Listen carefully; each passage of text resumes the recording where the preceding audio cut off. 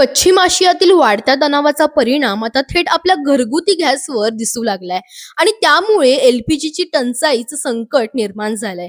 या परिस्थितीत सरकारने एक मोठा पर्याय पुढे आणला आहे आणि तो म्हणजे पीएनजी म्हणजेच पाईप नॅचरल गॅस.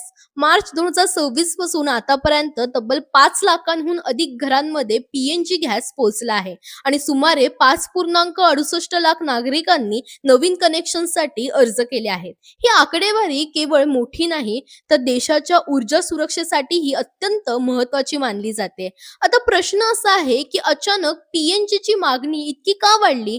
पश्चिम आशियातील संघर्षामुळे एलपीजीच्या पुरवठा साखळीवर मोठा परिणाम झाला आहे. गॅसचा पुरवठा कमी झाला आणि उपलब्ध गॅस महाग झाला. अशा वेळी पीएनजी हा अधिक स्थिर आणि सुरक्षित पर्याय म्हणून समोर येतोय. ज्या भागात पाईपलाईन उपलब्ध आहे तिथे ग्राहकांना एलपीजी सोडून पीएनजी स्वीकारण्याचा सल्ला दिला जातोय.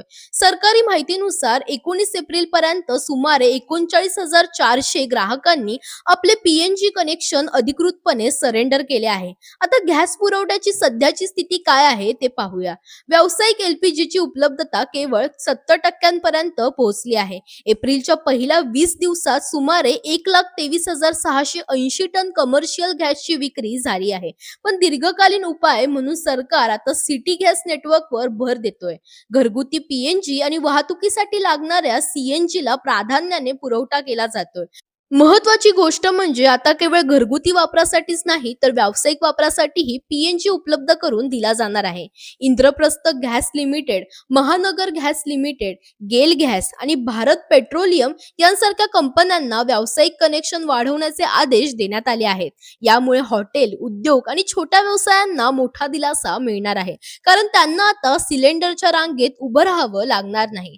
आता जर तुम्हालाही पीएनजी कनेक्शन घ्यायचं असेल तर प्रक्रिया काय आहे ते समजून घ्या. सर्वप्रथम तुमच्या भागात कोणती कंपनी सेवा देते ते तपासा.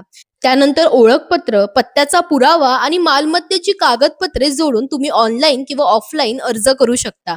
यासाठी साधारण 5,000 ते 10,000 रुपयांपर्यंत अनामत रक्कम भरावी लागते, जी रिफंडेबल असते. कागदपत्राची पडताळणी आणि जागेची पाहणी झाल्यानंतर 7 ते 15 दिवसांच्या आत तुमच्या घरी गॅस मीटर आणि पाईपलाईन बसवून कनेक्शन सुरू केलं जातं.